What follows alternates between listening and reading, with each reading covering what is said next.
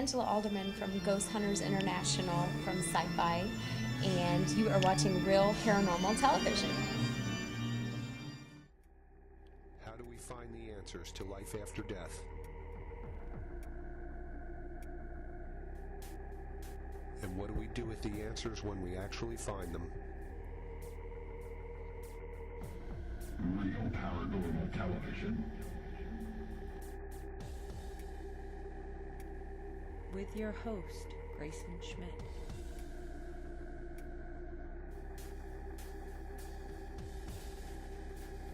I've been an investigator and researcher of the paranormal for over 25 years, and I've been able to investigate some amazing places. Hey brother, what do you think of this place? You know it. That's how we roll. We seek out the answers and get behind the scenes of real paranormal investigations. From orbs to Ouija boards, we'll be discussing the hot topics of the paranormal world. To try to find out the truth.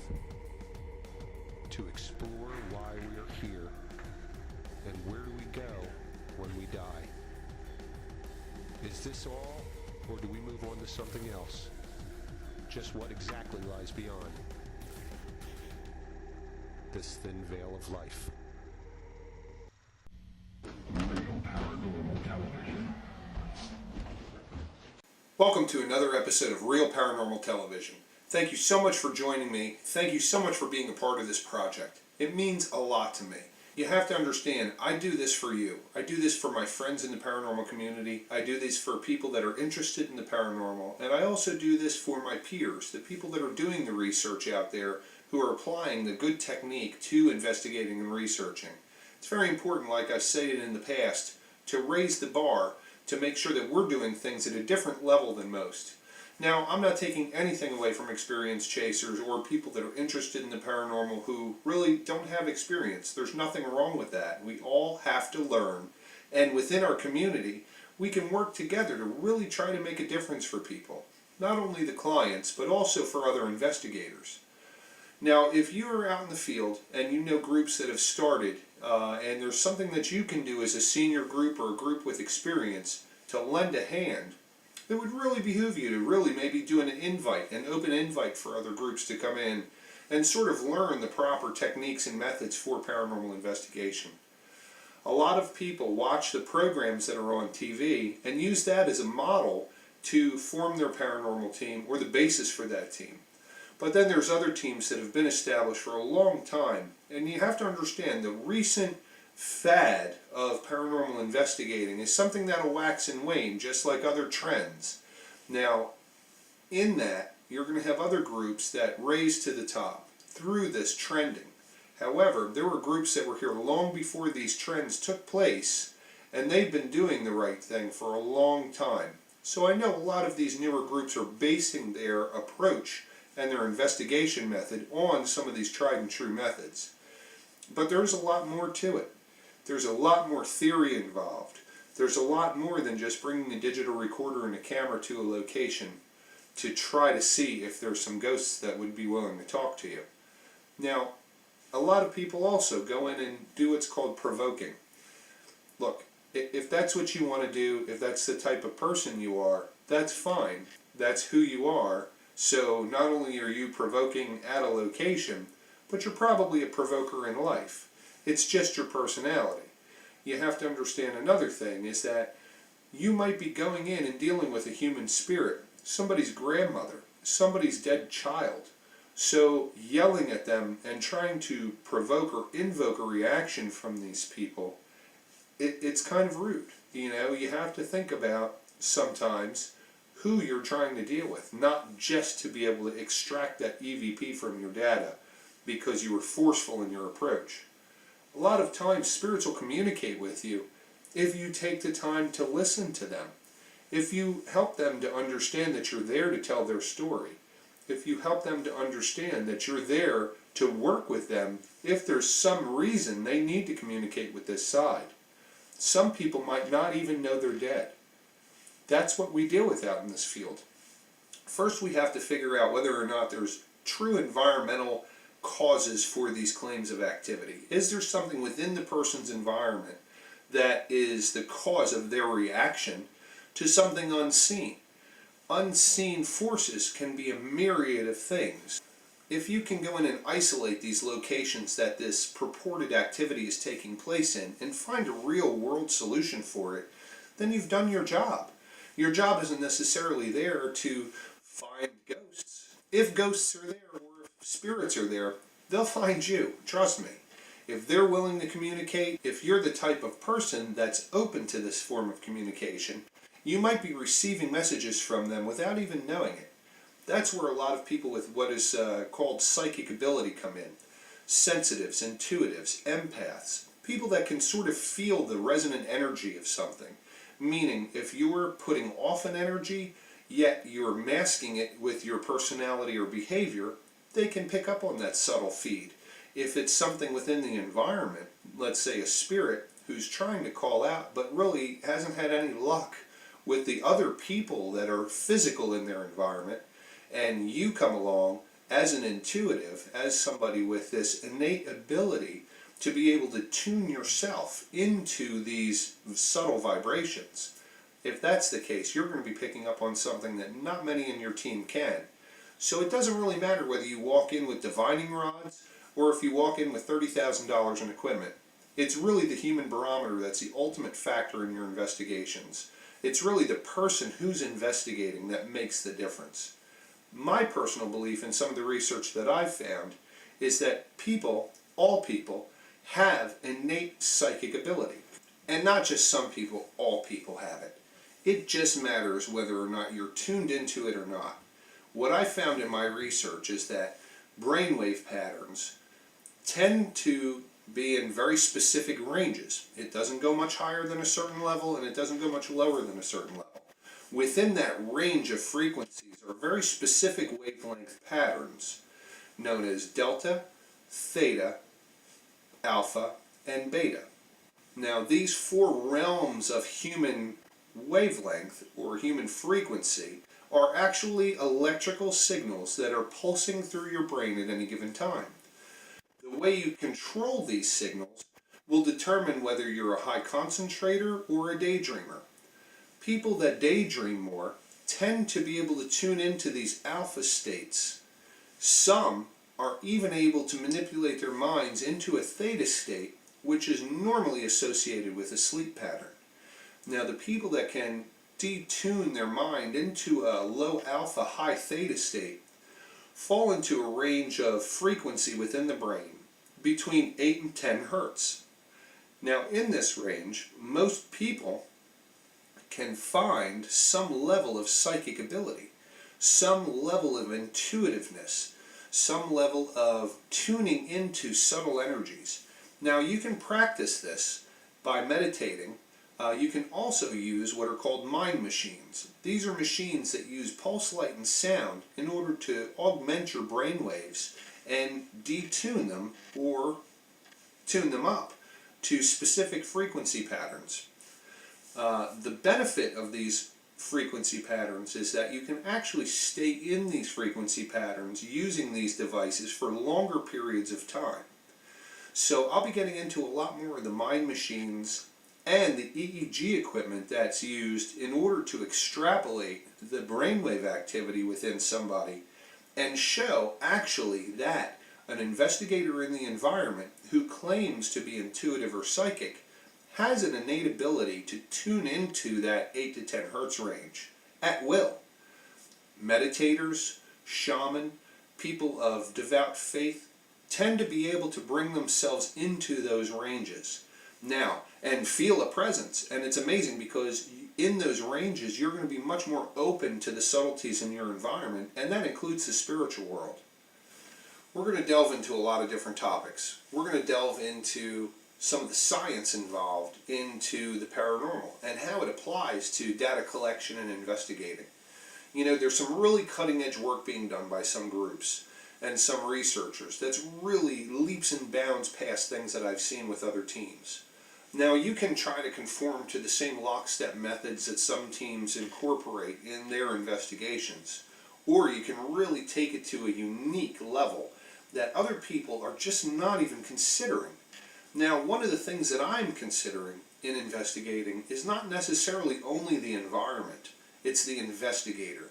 The investigator themselves and how the investigators react to paranormal circumstances.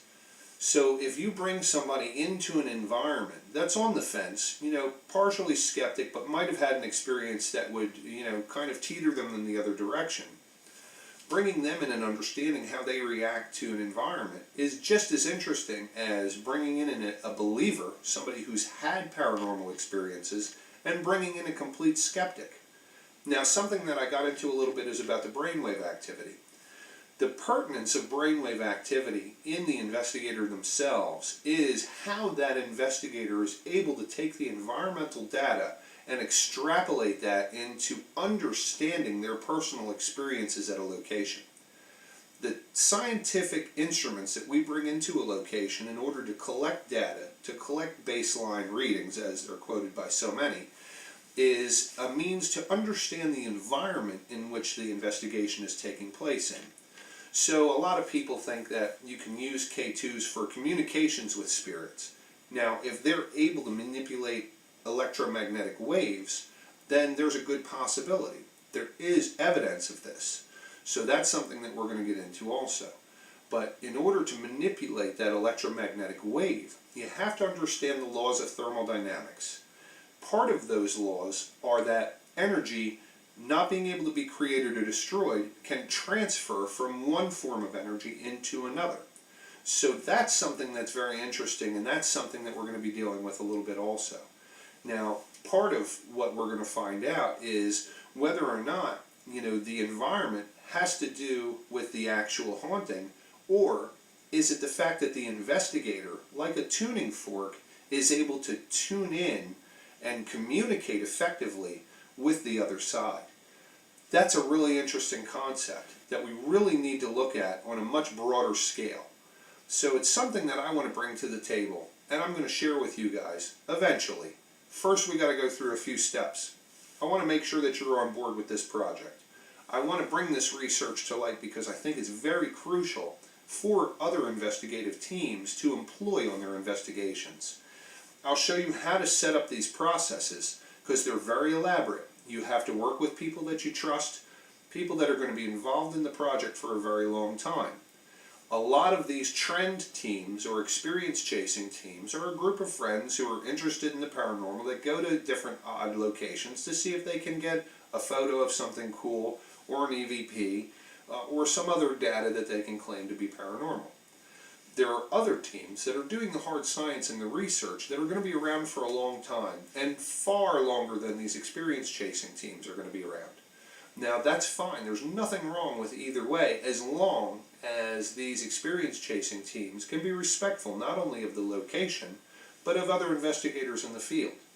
Don't try to insult our intelligence. We've been there, we've seen that. So there's no pulling wool over our eyes, and there's sometimes that people hold on to their beliefs in what they think is paranormal so much more than what is actually possibly paranormal, and a way to duplicate those, data capture in order to come up with the same results every time.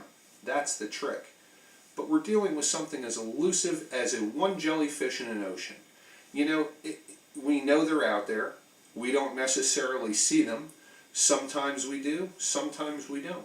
What does it depend on? There's different patterns involved with that. So a lot of the thing is trending at a location. I'm not talking about the trend of modern ghost hunting. I'm talking about the trends of locations compared to their, barometric readings, compared to their temperature, compared to the season. If we can study locations long term, then we're going to start to extrapolate the trends within those environments. Within those trends, can we associate patterns of hauntings to those environmental trends? Or do the trends at that location have no coincidence with paranormal encounters? And that's something that I think a lot more teams should be concentrating on. Don't just go to an investigation for a couple hours and write it off. If you're going to do some serious investigating and research into this field, then I recommend that you can work with a site that you can dedicate time, weeks, months, years to to really see and understand what's going on in that environment. First of all, understanding the environment is crucial. Taking what I call baseline readings isn't what you see somebody walking around with a K2 meter calling out a couple numbers here and there. There's got to be an effective method for gathering specific baseline readings. And by just holding a vector-based meter in the center of a room, that's not cutting it. You need to look at all the directions. But first, and we're going to get into this type of testing later, you should bring in a radio meter or a radio frequency meter that can look at where the position of cell towers and cellular communication are. Lines of terrestrial communication, such as microwave and other energies, that can affect a location and a purported haunting.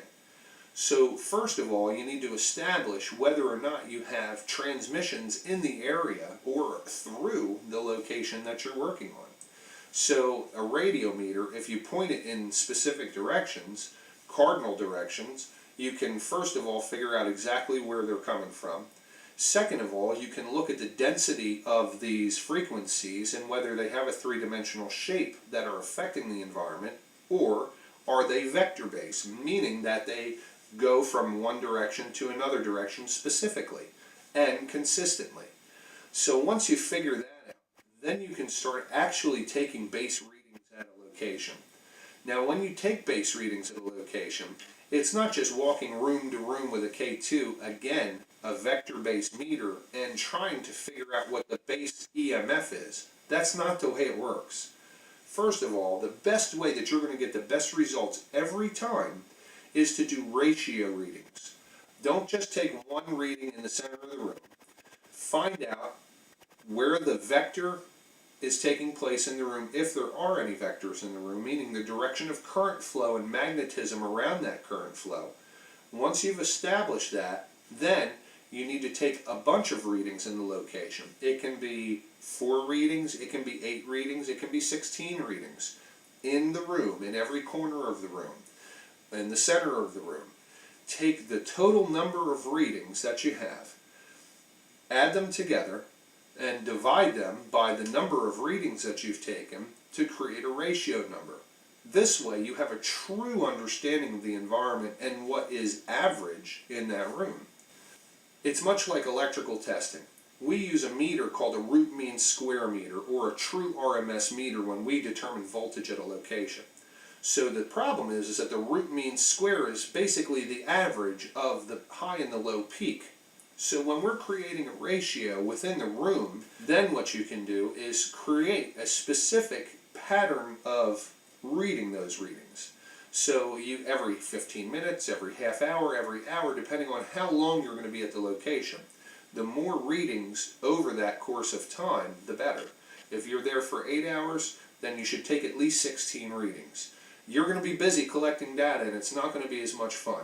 But you know what? You're not really there to ghost hunt. You have other investigators there that can walk around with recorders and cameras. You can go into an environment and start to understand this environment, the layers that this environment have, and peel those layers back like an onion to really find out what's at the core. See, once you've established this, then you can really get to the heart of investigating. Now, if you take those readings over time, then what you can do is start to establish trends at the location. You can start to find out if there's a peak time for signal and a lag time for signal, if you get more or less signal depending on the seasons and the weather outside, and other factors. Are there spiritual energies there? If they are, you'll be able to know, hey, in this room my average is 2 milligauss, and I'm peaking in the 6. That matters.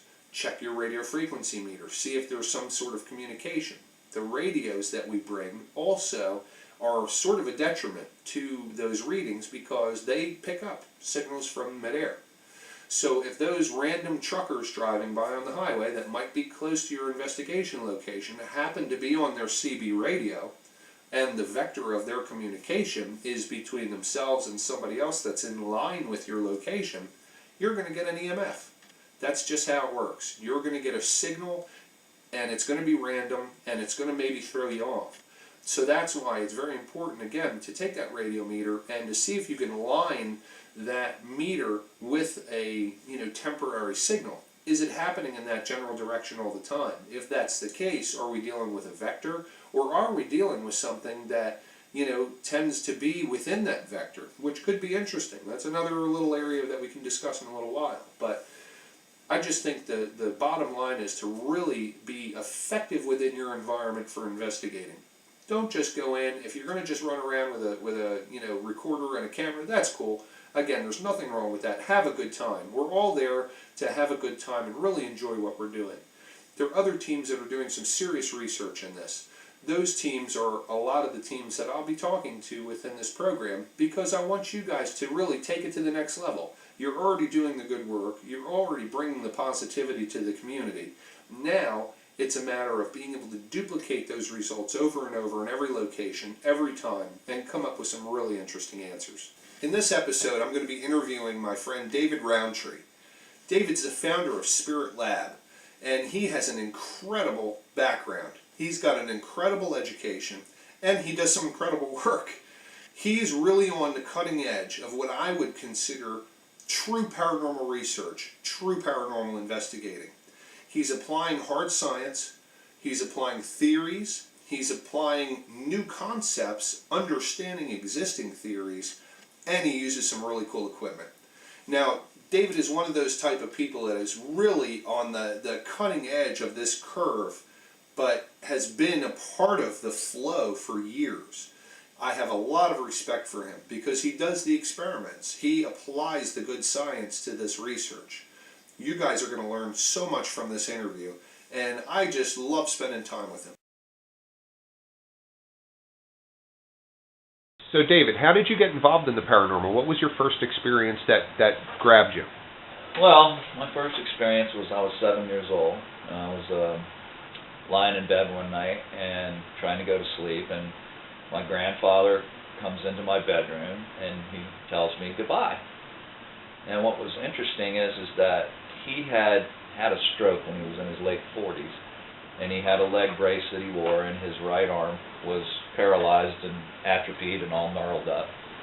But he didn't have any of that on. His arm was normal, his leg was normal, and he stood there and he said that he had to go.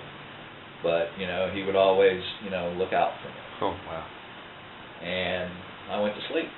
Well, I got up the next day, and I came out and I said, Mom, where was Granddaddy going? It's like he came in and he said goodbye to me last night. My mother looked at me very bizarrely and said, your grandfather died last night.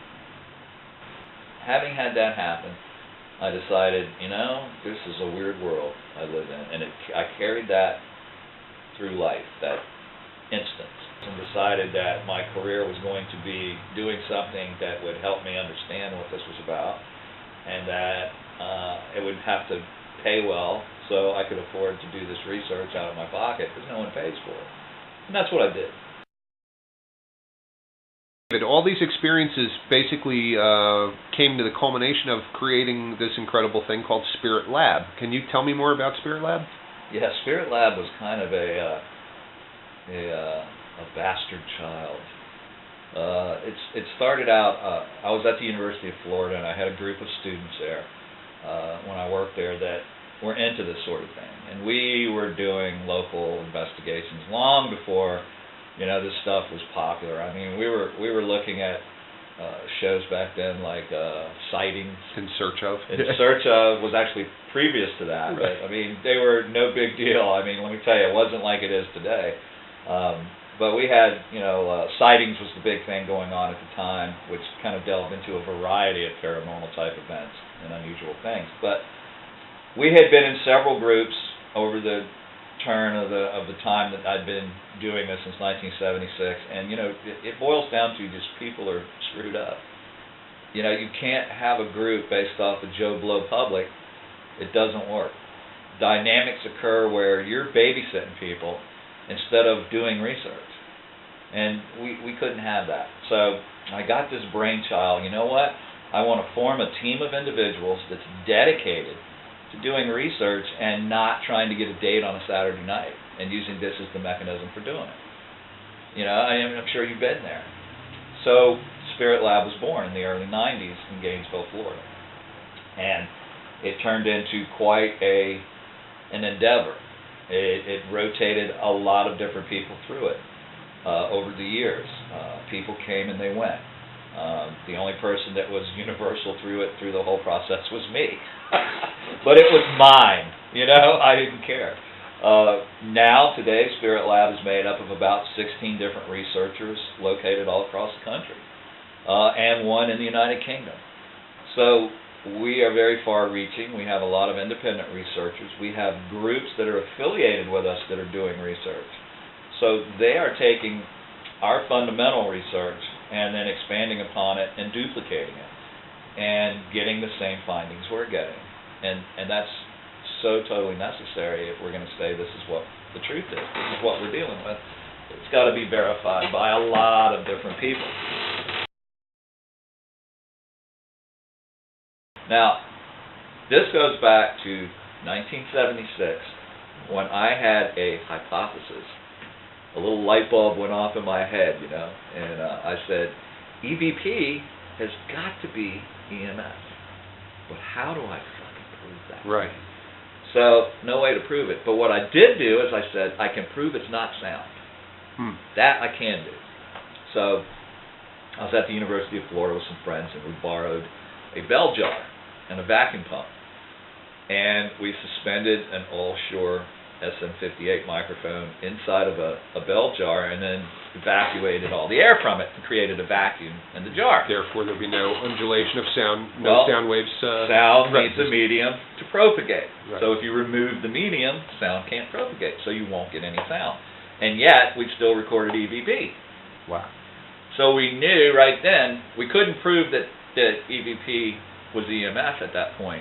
What we did prove is that EVP is not sound. It's not acoustic energy, it's not mechanical energy. Look, there's two different kinds of phenomena out there. One is called EVP. EVP is not sound. If it was sound, it would be called AVP, which is the other phenomena, which is audible voice phenomena.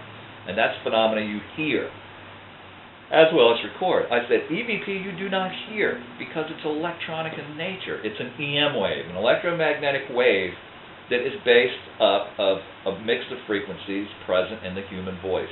So you're literally hearing an EMF of a human voice. And you're not hearing it until the recorder converts it into audio. Where it well, almost... Faraday cage doesn't block EMF. That's another misnomer.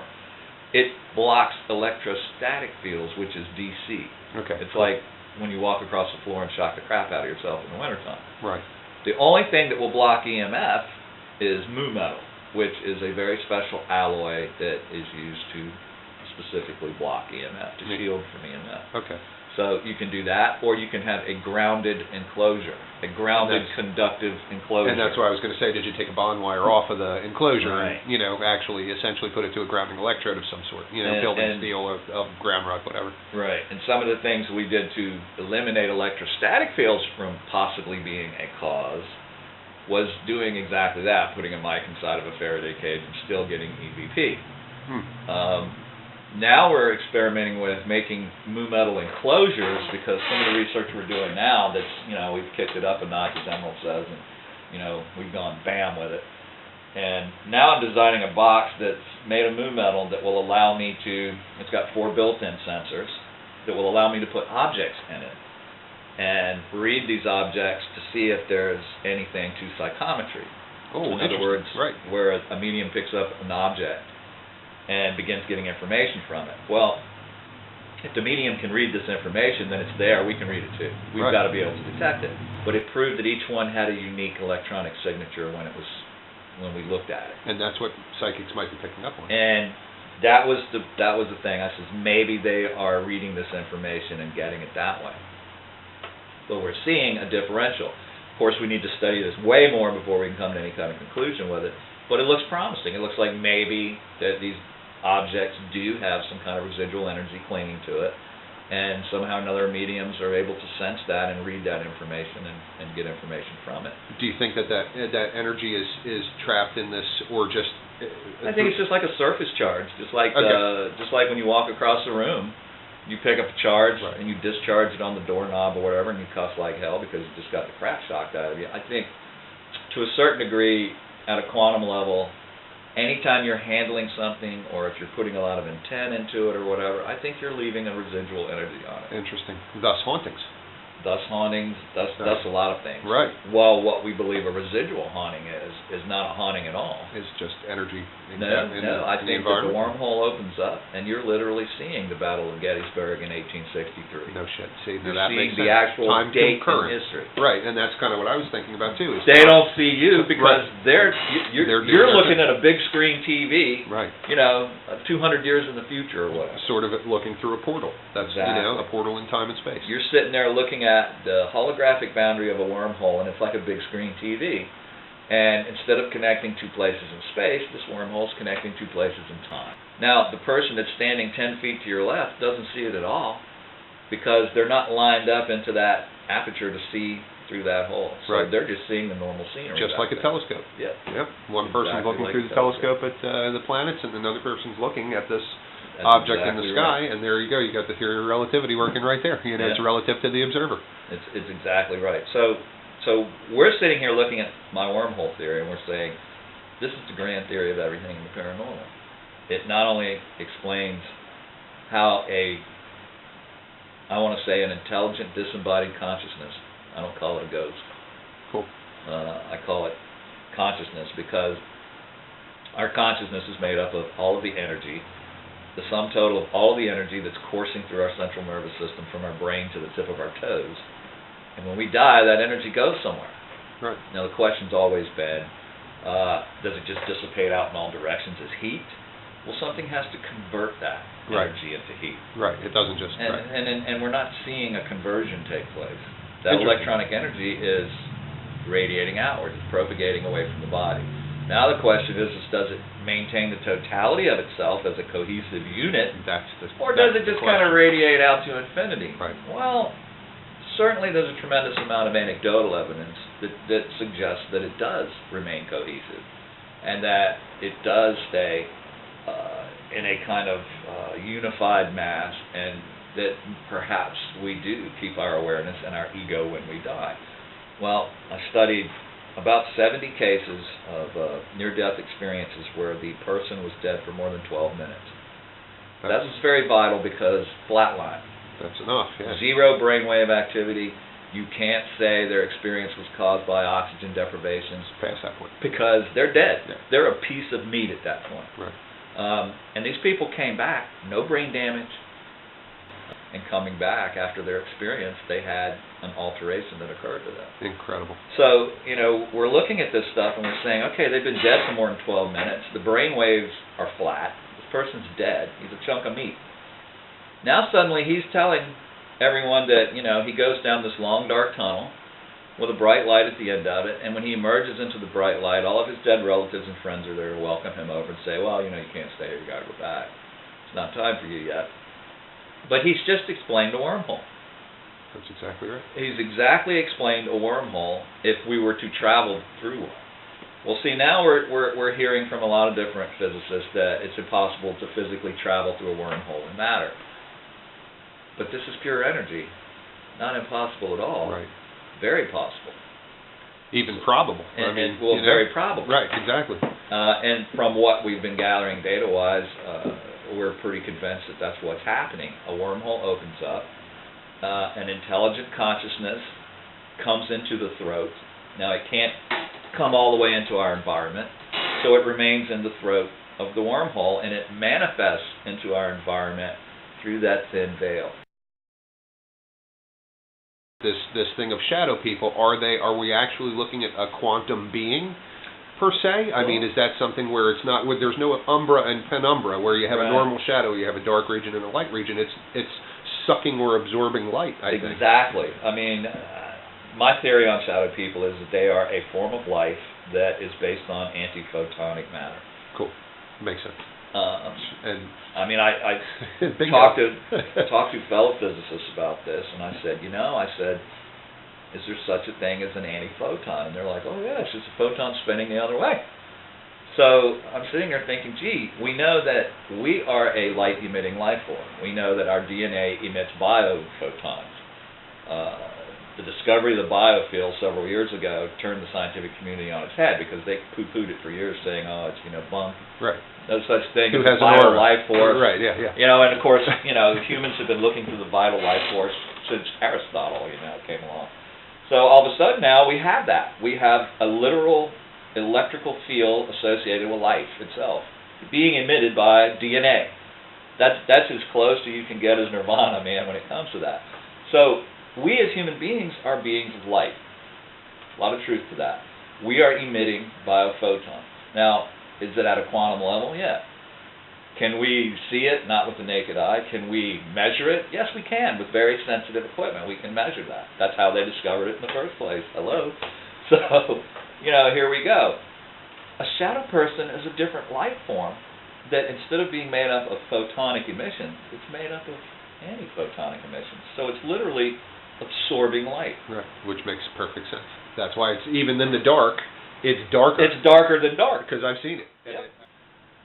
Here's the interesting thing about the picture when you analyze it.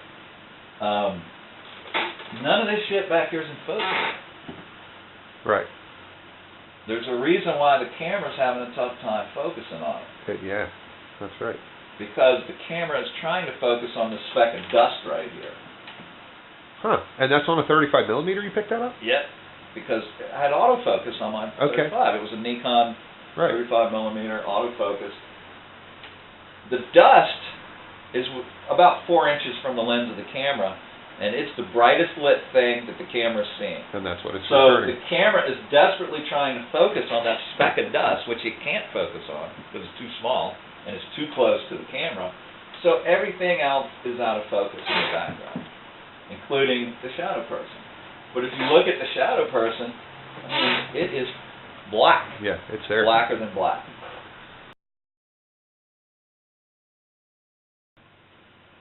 So, David, tell me how your work experience relates to your research with the paranormal. Well, I decided, that whatever I was going to do for a living, it had to be made up of skills that would help me to try to comprehend what was going on with the paranormal. But it had to pay well enough for me to be able to afford to do this. Because no one funds it. So, I decided I was going to be an electrical engineer. And that turned into being an electrical engineer, and then acoustic engineering, and then audio engineering, and then eventually physics. And I attended a lot of different colleges, read a lot of books, at a lot of different college libraries. And anyway, came out with this good rounded background in audio engineering, electronic engineering, computer programming, and physics, particle science, and quantum mechanics. Literally a well-rounded background for trying to understand just exactly what the heck's going on when we deal with this stuff. And that's basically what I've been doing. I've been making the connections because here's what I believe. This is what's cut to the chase. If we can hear it, feel it, taste it, touch it, smell it, or experience it in any way, it's got to follow the laws of physics. It's got to. So really, the trick for us as serious paranormal researchers is to discover which laws and how they apply. And really, that's all it is to it. Because the paranormal isn't really paranormal.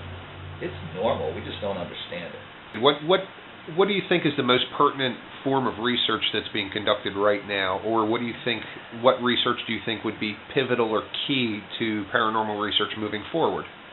Well, we're involved in 3 specific areas right now. One, of course, is my wormhole theory, which is pretty much the grand theory of everything in the paranormal. And that would explain the dynamic and the mechanic of a paranormal event. Strangely enough, it's the same type of mechanic that's involved in a medium event. When a medium gets information, the same mechanic takes place. A wormhole forms, information emerges, the medium picks up the information, translates it, and gives it out to us as an interpretation of them receiving that information. We can measure the information, we can see it, but we can't translate it yet. We don't have that ability. But the medium does, and the medium gets this information. It's the same dynamic that occurs when we have a haunting occur in a house.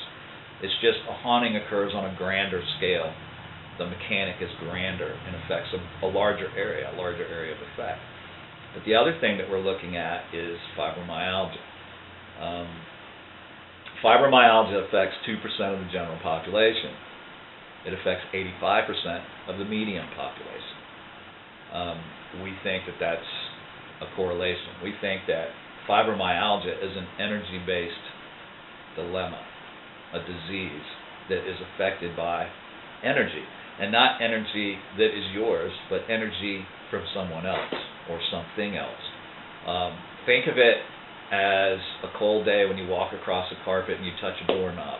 Your body picks up a static charge, and it builds in intensity until you discharge yourself on the doorknob and cuss like hell, dancing up and down. We've all been there. Well, a medium picks up energy from the people that they read and from the entities that they're associating with in that reading. Now, I'm not going to say that there's bad energy is making them sick. Energy that's out of phase with their own energy is making them sick. This is like a prime example of what we're using. You take this device, put it on the wrist, take the wire, and you clip it to ground. Now, why people haven't thought about this before is, like I said, it's because we're stupid.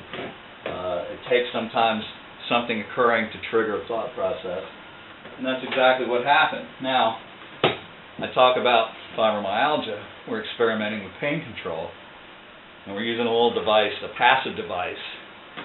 Looks like this. Looks like a piece of trash. This is a Mobius sandwich coil.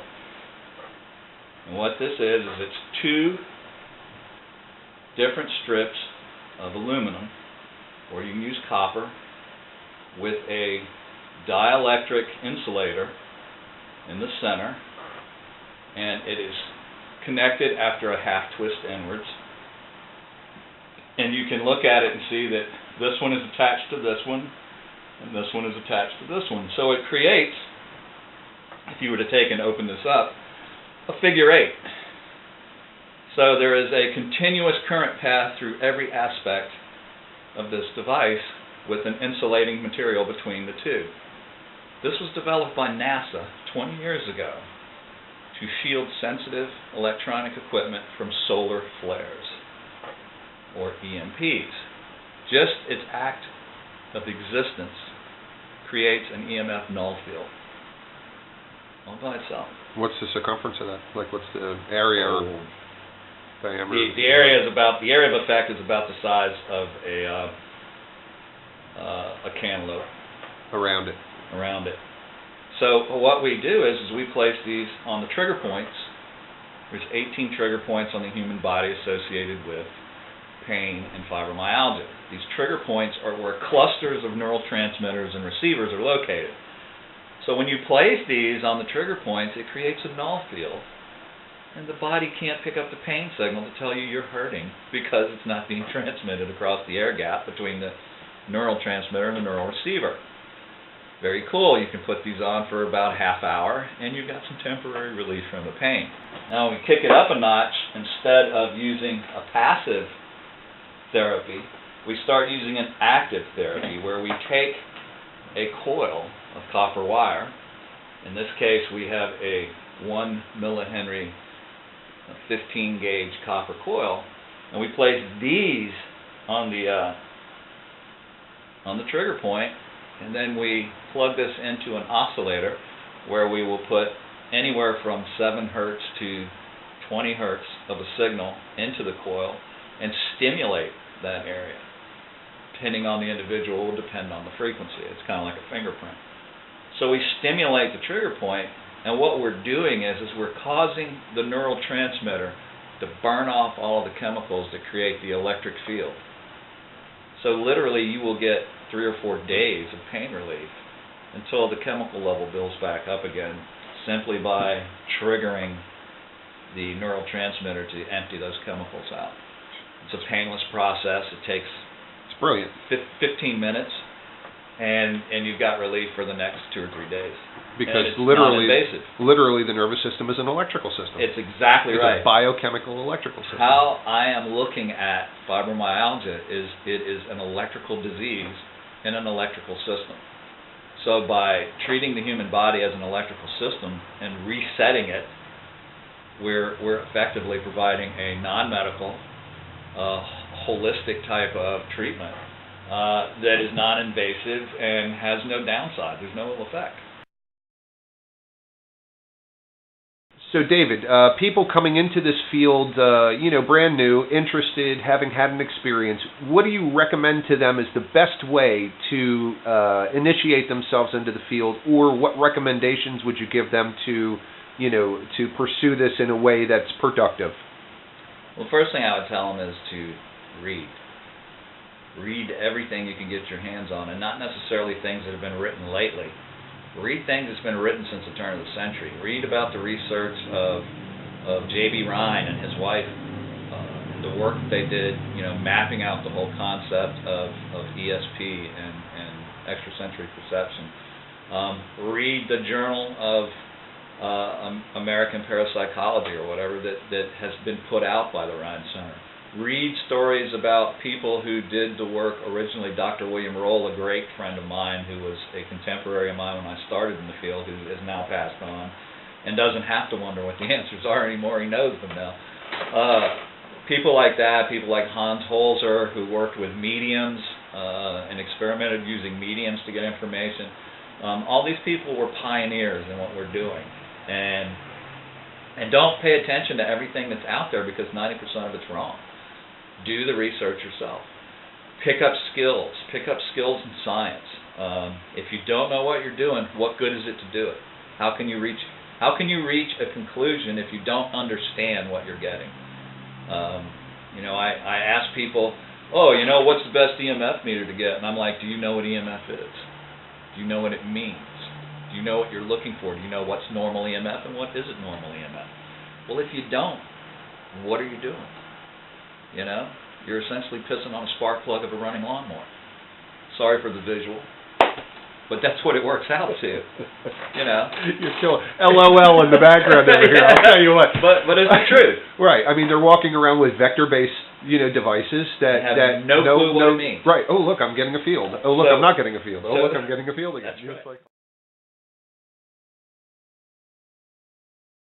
The entire modern ITC movement kind of grabbed a hold of this idea of using, devices, electronic devices, to talk to the dead, like using your microwave or your toaster, or turning a camera, at a video screen and creating an endless effect of like stacking mirrors together and looking at that and seeing something in it and saying, oh my God, it's a dead person. Well, I think that's all horse apples, Do I think it may be possible to use a device to artificially communicate with dead people? I think anything's possible. Do I think the methodologies that are out there now are doing that? No. It's really talking to the AM broadcast band, which is filled with talk radio stations. By adjusting the scan rate, you are literally picking up either words at a time, or with an extremely quick scan, phonetics. In the English language, you're going to build stuff and make sense all the time. But let's say that's not what's creating the voices. Let's even stretch it a little bit and say, the spirits are just using that noise in that background to manifest themselves by talking directly into the machine, and the machine is picking it up and reproducing that. Okay, well, where's the paranormal normal switch? How can we determine what's normal and what's paranormal? There's no switch to tell us that. So there's no differentiation between noise, Gaussian noise, pareidolia effects of hearing chaos and making sense out of it, or an actual word. There's no way to separate the normal from the paranormal in these devices. So even if you were talking to someone dead, there's no proof of it. There's no way to definitively prove that. So it's useless as a research object. My question is, if we can get a perfectly good EVP using a good digital recorder and a dynamic microphone, why are we messing around with all these boxes that generate RF and assume that Go Sprout, a radio frequency transmitter, and can literally transmit their message to us randomly as the stations are being scanned at the exact same moment? I think that's, a little bit of too much acid in the 60s kind of mentality. So we're looking at it from saying, since EVP is made up of EMF, Maybe if we built an EMF transmitter and receiver where we could literally speak into a microphone and it radiate our voice as EMF, and we listen for a returning EMF voice to respond to it, maybe that would be a much better ITC device.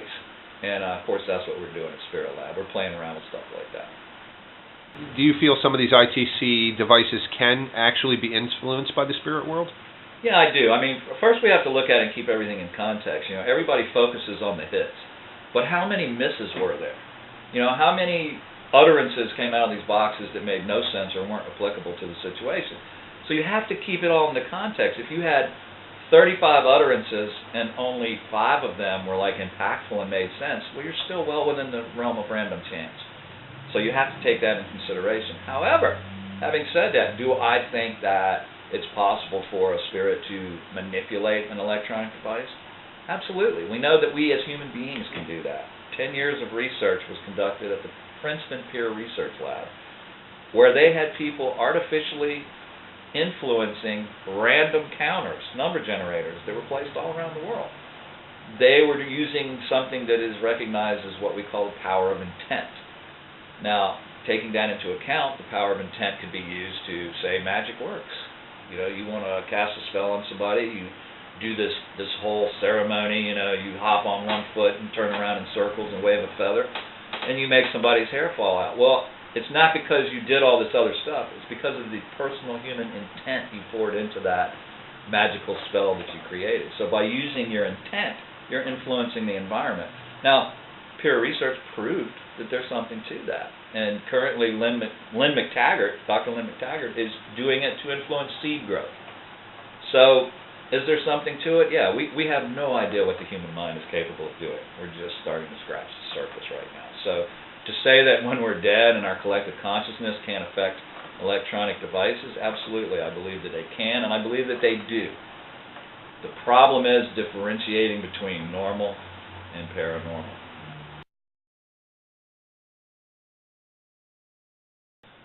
David, what's your stand on demons, demonics, and hostile haunts? Well, there certainly seems to be a lot of them nowadays. There's so many groups out there who everything they encounter is a demon, and honestly, that just simply isn't so. Demonic activity is very real. It is very rare as well. But I feel that, you know, I am an authority on demonic activity because I have my Doctor of Divinity from the Universal Life Church, and I also have my credentials as a religious person and demonologist, and yes, I got it all for $30, with absolutely no academics required whatsoever.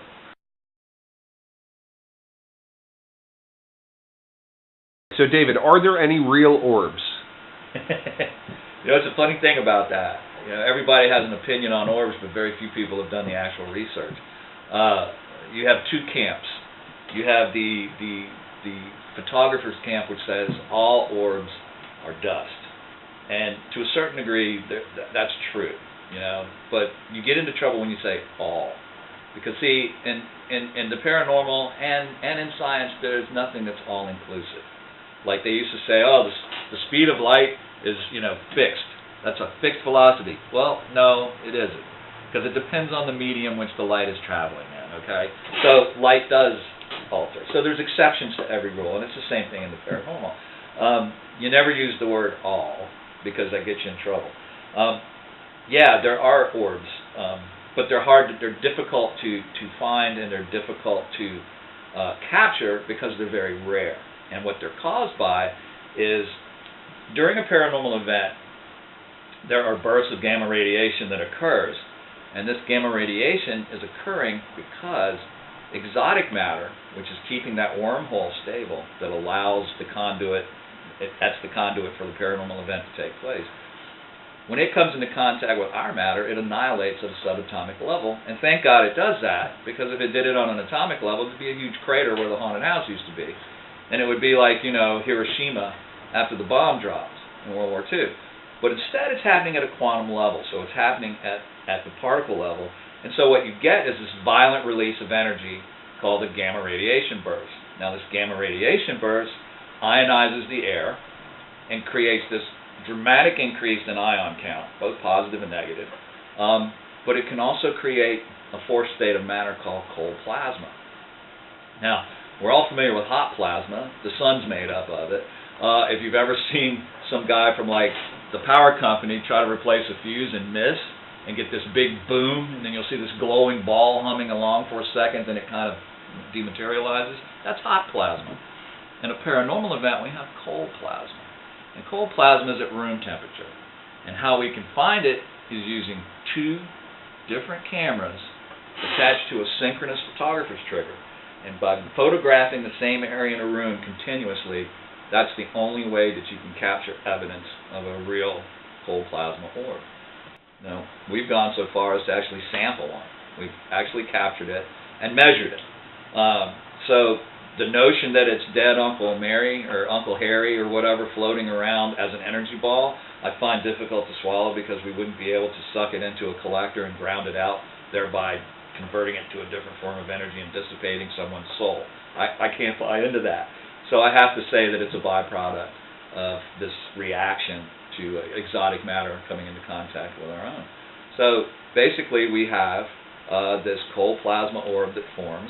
It is kept stable by an encapsulating low-frequency EMF field. Go figure. They last for a very short period of time, and then they generally will ground out with an audible pop. And a lot of people have heard these pops on an investigation and wondered what they were. And that's generally what's causing the pop, is these energy plasma balls grounding out. And they could carry about 500,000 volts of electrical charge. That's significant, yeah. It's significant, however, the But current, instantaneous. the current is extraordinarily low. Right, right. But here's what they can cause if you come into contact with them. They make your hair stand on end. They can create a sensation of touch. They can make you feel like you're being pushed by an energy field, because if it's a substantial amount of energy behind it, it's literally like you're hitting a wall of energy. We even think that it could cause abrasions on the skin, even scratching perhaps. So it is very possible that a lot of phenomena could be associated with these things forming. Now, we don't see them generally because they form in the ultraviolet spectrum, and they only show up in the ultraviolet spectrum. However, on rare occasion, they do form in the visible light spectrum, and people do physically see them. But as a general rule, they're in the UV spectrum, and they're very difficult to see unless you've got a camera set up to do that. Thank you for watching another episode of Real Paranormal Television. The holidays are coming up, and no matter what you celebrate, stay safe, enjoy your holiday, and remember, keep it real. I'll see you next year, guys.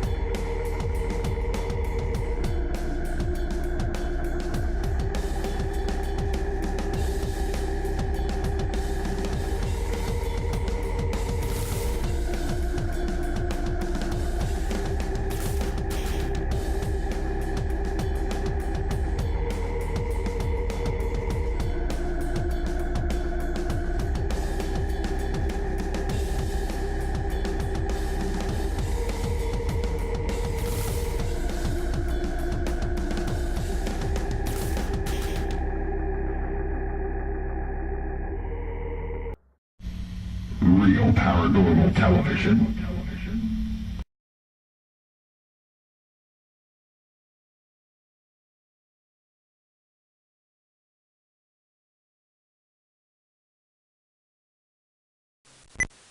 Copy that.